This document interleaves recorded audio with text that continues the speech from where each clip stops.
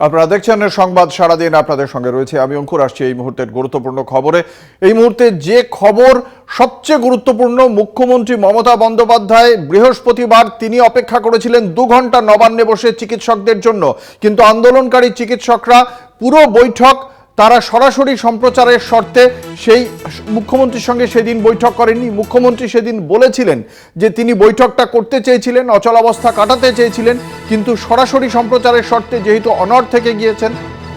এই মুহূর্তে আমাদের সঙ্গে টেলিফোন লাইনে রয়েছেন রাজ্যসভার সাংসদ বিজেপি মুখপাত্র শ্রমিক ভট্টাচার্য। আপনাকে কলকাতা টিভির পক্ষ থেকে স্বাগত জানাই। আজকে আন্দোলনকারীদের ধর্ণা মঞ্চে উপস্থিত হয়েছিলেন মুখ্যমন্ত্রী মমতা বন্দ্যোপাধ্যায়। তিনি তাদের কাছে বার্তা দিয়েছেন এই অচলাবস্থা কাটানোর জন্য তার পক্ষ থেকে যাবতীয় করা সম্ভব তিনি অবশ্যই চেষ্টা করবেন। কিভাবে দেখছেন মুখ্যমন্ত্রীর পদক্ষেপকে? দুর্বল চিত্রনাট্য।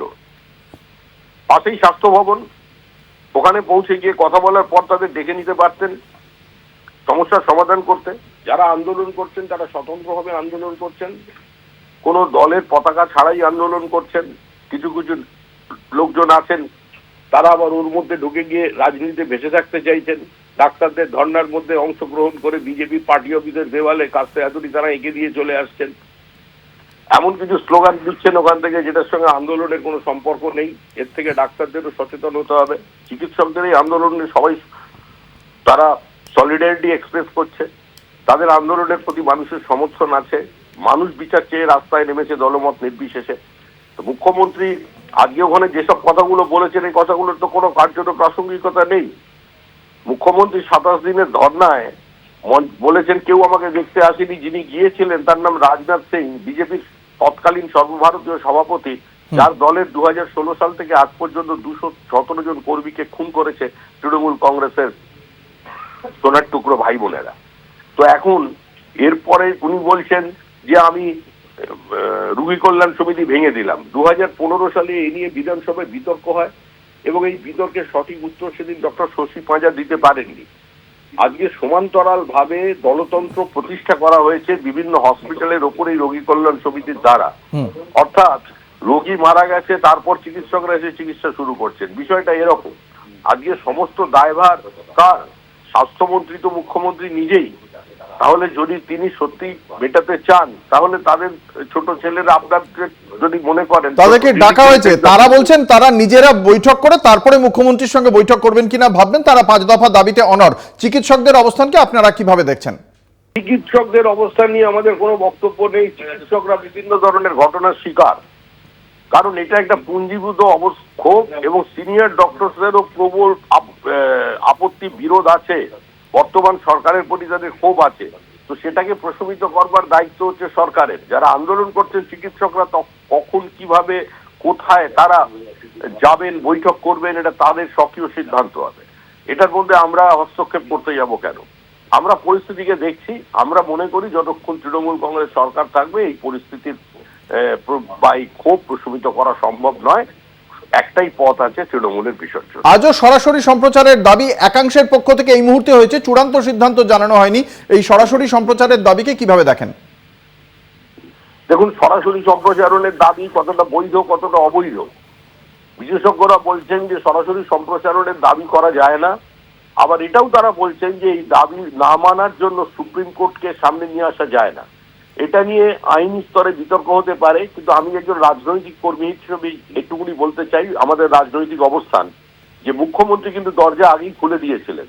মুখ্যমন্ত্রীর যে প্রশাসনিক সভা, সেই প্রশাসনিক সভায় রাজ্যের মুখ্য সচিব এবং ডিআইজির উপস্থিতিতে তিনি কখনো কখনো জেলার পুলিশ সুপারকে, জেলা শাসককে পর্যন্ত তিনি সতর্ক করেছেন, সমালোচনা করেছেন, ধমক দিয়েছেন এবং তার যারা জনপ্রতিনিধি ওখানে আছেন বিভিন্ন এমপি এমএলএ প্রকাশ্যে তাদের সম্পর্কে কথা বলেছেন, সরকারের অবস্থান স্পষ্ট করেছেন এবং তিনি বারবারই এটা বলে দিচ্ছেন যে তিনি কোনোদিন মুখোশের আড়ালে কোনো কাজ করেন না, যা কিছু করেন মুখোমুখি, তার সমস্ত কিছুটাই খোলা পাতার মতো।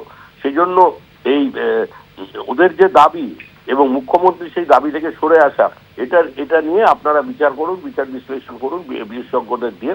আমরা মনে করি চিকিৎসকদের এই আন্দোলনের প্রতি আমরা আমাদের যেরকম সলিডারিটি এক্সপ্রেস করেছি, একই সঙ্গে আমরা বলেছি সতর্ক থাকুন, অপ্রাসঙ্গিক রাজনৈতিক শক্তি যেন এটাকে গ্রাস করতে না পারে। যেভাবে সিপিআইএম এর নেতারা বিভিন্ন জায়গায় গিয়ে ঢুকে পড়ছেন এবং যে বিজেপি অফিসে তার পতাকা টিকে দিচ্ছেন, সেটা তারা দেখুন। অসংখ্য ধন্যবাদ। আমরা কথা বলছিলাম বিজেপির সাংসদ শ্রমিক ভট্টাচার্যের সঙ্গে। আপনারা শুনলেন রাজ্য বিজেপির অবস্থান। কি বলছেন এ বিষয়ে প্রদেশ কংগ্রেসের নেতা অধীর রঞ্জন চৌধুরী, আমরা শোনাব। মমতা ব্যানার্জি কি করলো? যারা অপরাধী তাদেরকে রক্ষা করতে তৎপর হয়ে উঠলো। দুর্ভাগ্য এইখানটাই। এখানে বাংলার মুখ্যমন্ত্রী তাকে বলবো, আপনি সকলের মাথা। যারা আন্দোলন করছে তারা আপনার সন্তান সন্ততির মতন। তাদের কথা শুনে তাদের সঙ্গে আলোচনা করে এখানে কোনো গোয়ার্তুমি না করে আপনার অহমিকা দম্ভকে দূরে সরিয়ে রেখে আপনি সামনে এগিয়ে এসে তাদেরকে আহ্বান করুন, তাদেরকে সঙ্গে নিন। তারা কেউ আপনার শত্রু না, তারা তাদের যন্ত্রণা, দুঃখ, ক্ষোভের বহিঃপ্রকাশ ঘটাচ্ছে আপনার বিরুদ্ধে নয়, সিস্টেমের বিরুদ্ধে। আপনারা শুনলেন বিজেপি এবং কংগ্রেসের অবস্থান খুব স্পষ্টভাবেই জানানো হয়েছে দুপক্ষের তরফ থেকে।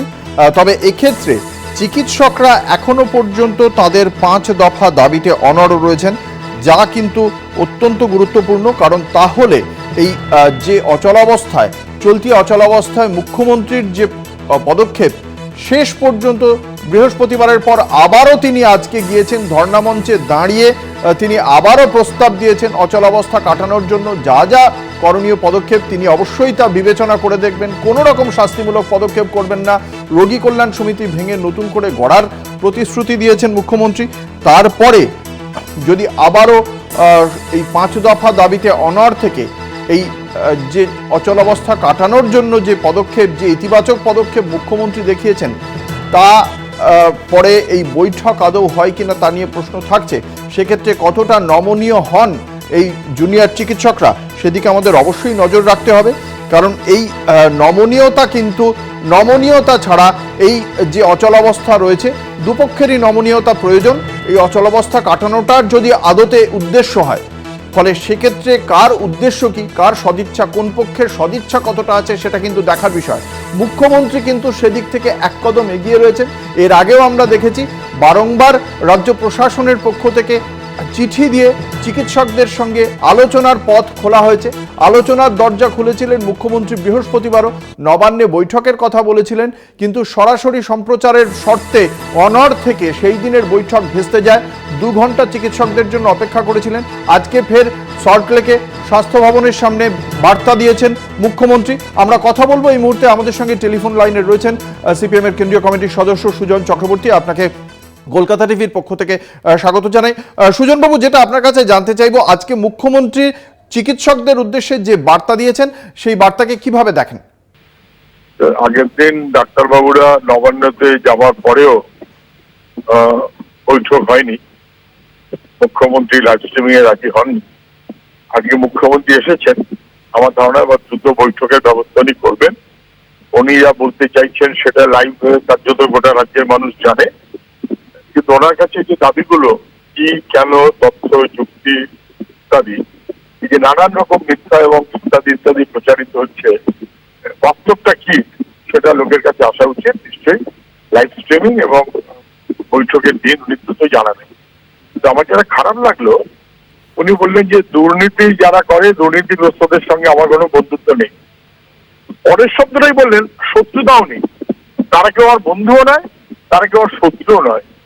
আমি হতাশ, মুখ্যমন্ত্রী দুর্নীতির গ্রস্ত, তারাও বন্ধু নিশ্চয়ই হতে পারেন না, কিন্তু তারা বন্ধুও নয়, শত্রুও নয়।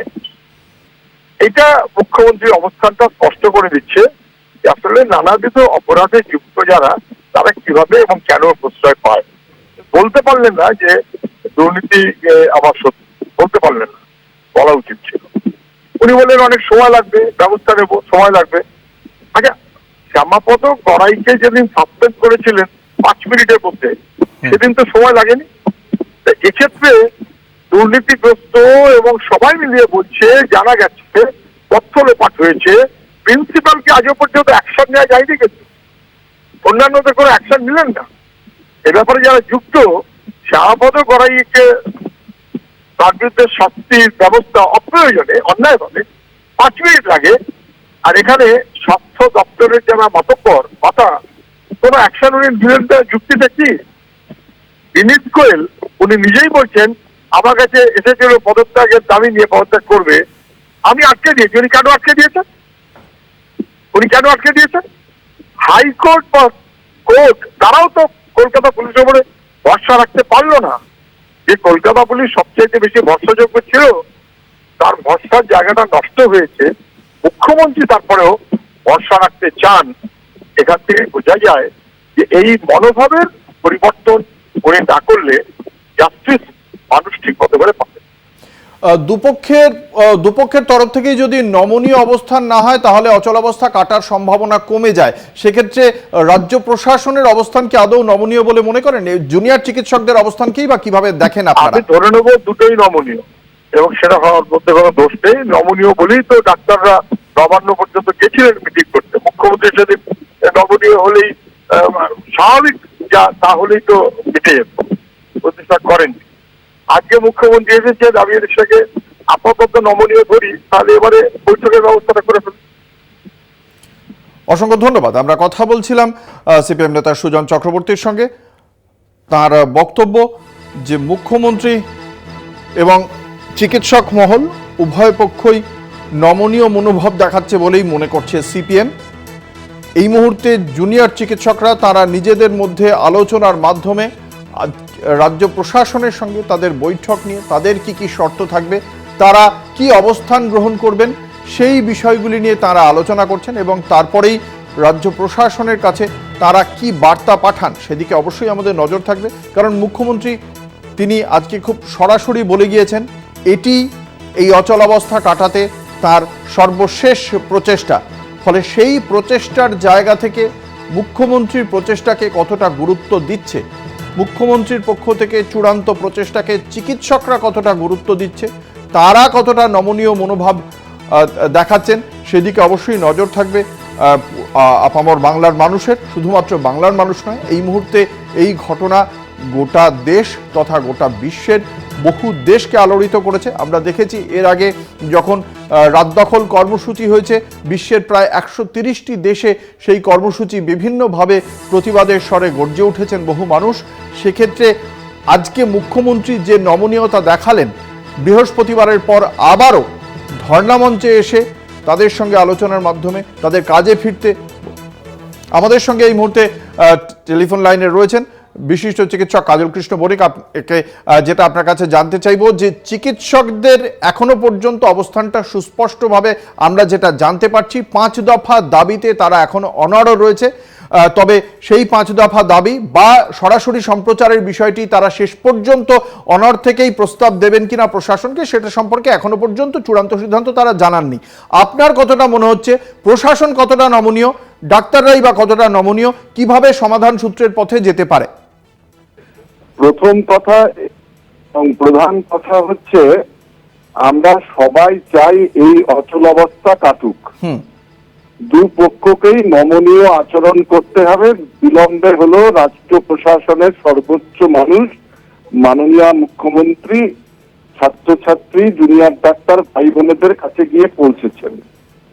তারা তাদের দাবি নিয়ে অনড়। তাদের 5 দফা দাবি কিন্তু কাছ থেকে চাঁদ কিনে দেওয়ার মতন দাবি নয়। তাদের দাবি প্রশাসনিক ক্ষমতা প্রয়োগ করে মাননীয় মুখ্যমন্ত্রী তার দীর্ঘ রাজনৈতিক অভিজ্ঞতা দিয়ে অচিরেই সমাধান করতে পারেন বলে আমাদের মনে হয়েছে। আমরা সবাই চাই, মাননীয় মুখ্যমন্ত্রীও নিশ্চয়ই চান, যে সব ক্ষেত্রের মতন স্বাস্থ্য ক্ষেত্র থেকেও সমস্ত রকমের পথ রক্তকে বার করে দেওয়া হোক। দুর্নীতি মেডিকেল শিক্ষায়, হেলথ কেয়ার ডেলিভারি সিস্টেমে, রাজ্যের বিভিন্ন মেডিকেল কলেজ, বিভিন্ন জেলা স্বাস্থ্য প্রশাসনে যে আছে আজ আকাশে নীল আকাশের মতো পরিষ্কার হিসেবে দেখা দিয়েছে, মাননীয় মুখ্যমন্ত্রীও দেখতে পাচ্ছেন। এবং সকলের দাবি, জুনিয়র ডাক্তারদের দাবি, আমাদের দাবি যে যারা যেভাবে যতটুকু দুর্নীতির সাথে যুক্ত ছিলেন আছেন তাদের সকলকে এই সিস্টেম থেকে বার করতে হবে। যারা তথ্য গোপন করার চেষ্টা করছেন, সত্যের অপলাপ করছেন, প্রমাণ লোপের চেষ্টা করছেন, এটা দুর্নীতি ছাড়া আর কিছু নয়।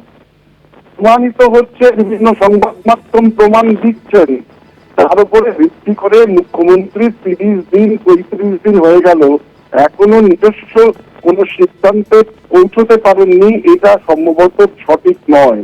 আর কতদিন লাগতে পারে মুখ্যমন্ত্রী প্রশাসনিক সিদ্ধান্ত গ্রহণ করতে? আমরা চাই মাননীয় মুখ্যমন্ত্রী আপনার সন্তান সম এই দুনিয়ার ডাক্তারদের দিকে তাকিয়ে রাজ্যের স্বাস্থ্য প্রশাসনের যে দুর্নীতি বৃক্ষ রোপণ করা হয়ে গেছে আপনার অজান্তেই, বিশ্ববিক্ষোভ শেষ করার দায়িত্ব আপনি অগ্রণী ভূমিকা নিয়ে এগিয়ে এসে তা নির্মূল করার চেষ্টা করুন। আমরা সমগ্র চিকিৎসক সমাজ, স্বাস্থ্য দপ্তরের সমস্ত কর্মচারীবৃন্দ আপনার পাশে আছি, আপনার সাথে আছি। আপনি শুধু আপনার দৃষ্টিতে আসা যে সমস্ত দুষ্কৃতীরা দেখা দিয়েছে, ধরা পড়ছে, প্রমাণ বিচারালয় হবে, কিন্তু প্রশাসনিক ব্যবস্থা গ্রহণে আর বোধহয় দীর্ঘ সুস্থতা আপনার ক্ষেত্রে হবে না। সাধারণভাবে পশ্চিমবাংলার সরকারি স্বাস্থ্য ব্যবস্থার স্বার্থে আপনি দুনিয়ার ডাক্তারদের যে দাবিগুলিকে সঠিক বাস্তবতা বলে মনে করেন আপনি মেনে নিন, প্রমাণ করুন আপনি সর্বত্রে পশ্চিমবাংলার সব মানুষের মুখ্যমন্ত্রী, সব মানুষের অভিভাবক। আমরা আপনাকে সেভাবেই দেখতে চাই। আপনি এগিয়ে আসুন, দৃষ্টান্ত স্থাপন করে স্বাস্থ্য ক্ষেত্রকে নিষ্কলঙ্ক হিসেবে ঘোষণা করার চেষ্টা করুন। আমরা আপনার পাশে আছি, আমরা আপনার সাথে আছি। ধন্যবাদ। কথা বলছিলাম বিশিষ্ট চিকিৎসক কাজল কৃষ্ণ বণিকের সঙ্গে।